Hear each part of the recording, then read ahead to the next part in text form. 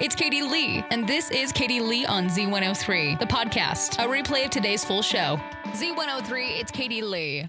Oh man, we got some snow out there today, that's for dang sure. And did I get my dog to go outside and go to the bathroom this morning? No, I did not. I'm going to need somebody to tell me how they get their dogs to go outside when it snows, okay? So that little skiff that we had of snow the other day was fine. Like, she didn't like it, but she still went out and went to the bathroom. But this morning, she stuck one paw out, shook her paw, came back inside, and was like, no, you have to go outside and go to the bathroom. You have to go outside and go be a dog. Go outside and go potty. And she was so mad at me. Nix was so mad at me. But the thing about it is that when I put my shoes on and we go outside, and she was so ready to go have fun and play in the snow and chase snowballs and everything. And I'm just like, oh, now you'll go outside. Now you will go and enjoy the snow. Come on, kid. She is an outside dog. She's a farm dog. She sleeps inside with at night. Don't worry. She has a boxcar. I laid out fresh straw and blankets for her today, so she is dry and warm out of the snow, her and the cats. And then she also has a bunch of places so she can stay warm. But yeah, she was not all about going outside this morning. And then anytime that I have to get ready and go to work, she goes and pouts on the couch. She has her one spot on the couch. She goes and sits on it and then just stares at me and just gives me like all these huffs. She's like, I was like, you're so dramatic for a dog that has no problems in this world. You are fine. Anyways, Nix does love the snow. Like, I throw snowballs for her, and she thinks it's the absolute best thing in the whole world. But getting her to go outside in the morning, that's more of like pushing a bulldozer down the road.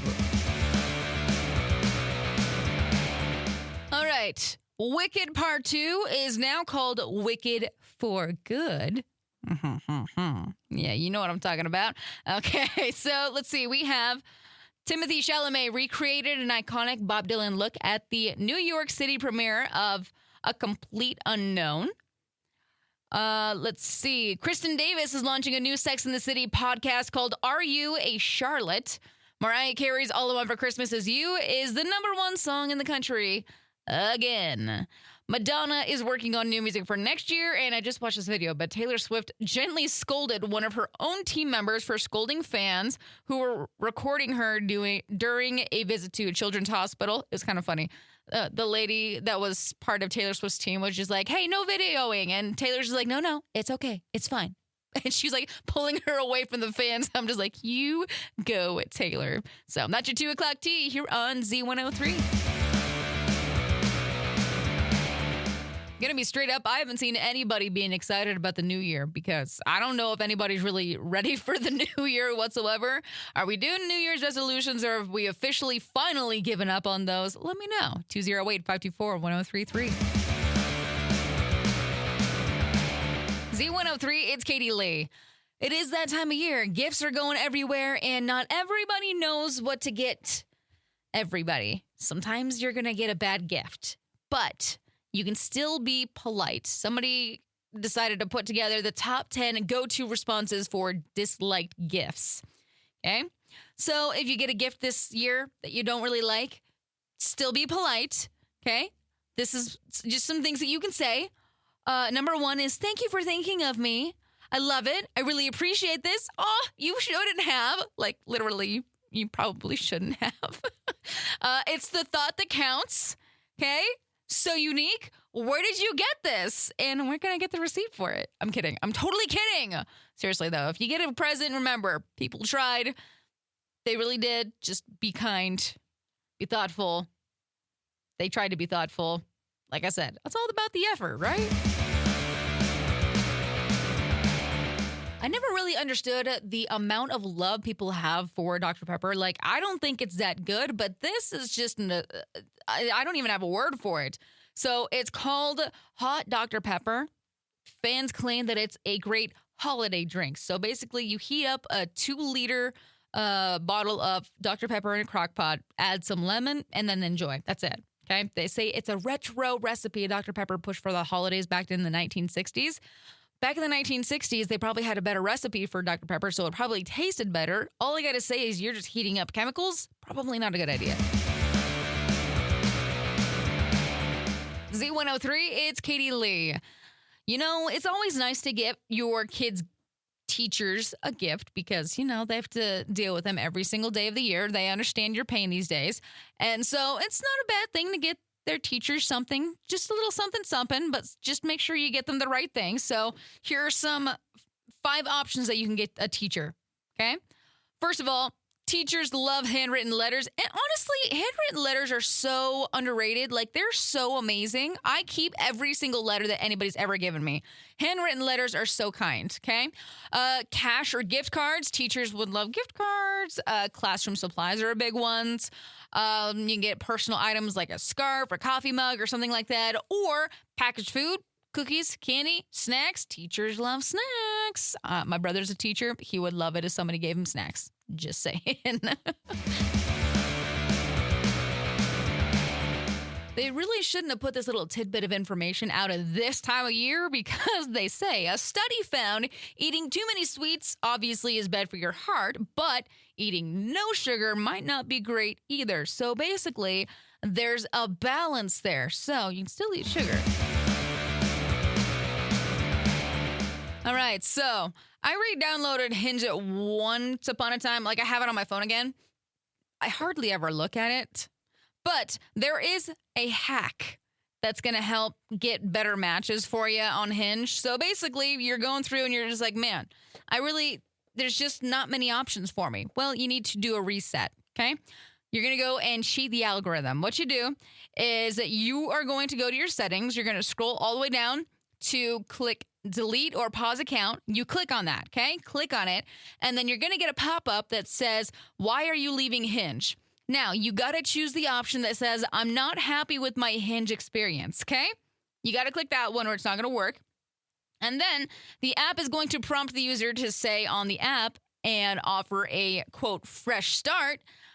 So it's going to give you a refresh of the user's feed.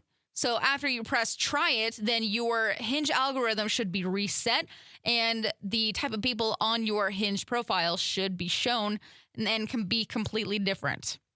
So I did it and it did work. I've been swiping through a couple of times. I was like, yep, that definitely, it gave it a refresh. So if your Hinge is looking a little bit, I don't know, the same as always, go give it a quick little refresh. Okay? Cool. Z103, it's Katie Lee. If you don't get enough sleep at night, you might want to start getting a sleep, okay? So there's a new study that revealed a shocking 3D image of a so-called sleep zombie. Basically, it's portraying of what people could look like by like 2050 if you continue to skimp out on sleep. And all I gotta say is it reminds me of Gollum from Lord of the Rings. It's looking a little sketchy, I'm not gonna lie. So sleep deprivation includes red eyes, aged skin, slouched posture, resembling somebody that's like decades older. So just make sure you're trying to get 7 to 9 hours of sleep because that's really, really, really, really important. I've been doing a lot better on getting at least 7 hours of sleep. No, wait, I think it's 8 hours, 7 or 8 hours of sleep a night. And I can already see a huge difference in my energy levels in the daytime. Obviously, I have slumps in the middle of the day, but I wake up and I'm ready to go in the morning. So getting enough sleep, it honestly will make a big difference. And so you don't look like Gollum from Lord of the Rings in the future.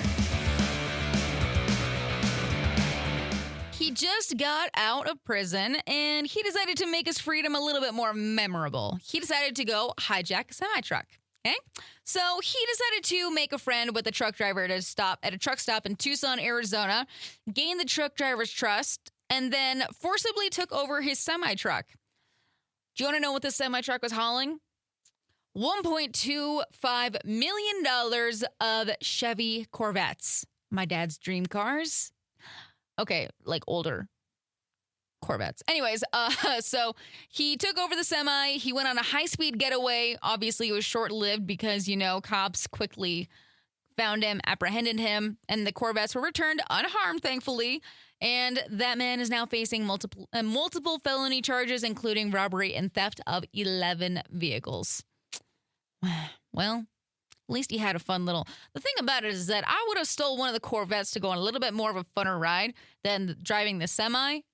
Park the semi, grab one of the Corvettes, and go on a really cool joyride.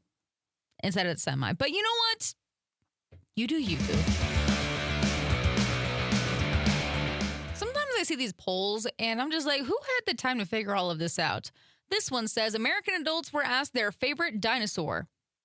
41% of people actually do have a dinosaur, or they don't have a favorite dinosaur. That means the rest of us do have a favorite dinosaur, which honestly, it's not that surprising. My favorite dinosaur is Ducky from Little, what is it? Land Before Time. That's what it is. Littlefoot is the dinosaur, but Ducky was my favorite. I thought she was so cute. I don't know what kind of dinosaur that is, but also I can't pronounce half of the dinosaur names anyways. But yeah, that's my favorite dinosaur.